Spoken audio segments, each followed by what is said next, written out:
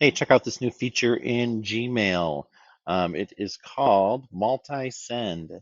And right down here at the bottom of your Gmail window, it says toggle multisend mode.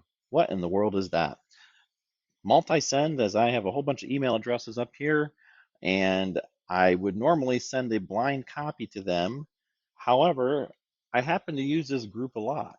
And if I go into blind copy and want to resend, the addresses are gone.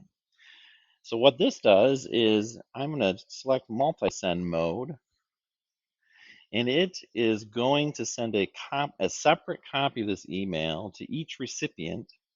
So that means there won't be this group up here when they get it. It'll just be sent to just them. So, and now it's going to say ready to send, and we will go ahead and do that. We'll do send all, or you could send a preview, but obviously we know what the email is going to look like because we just did it.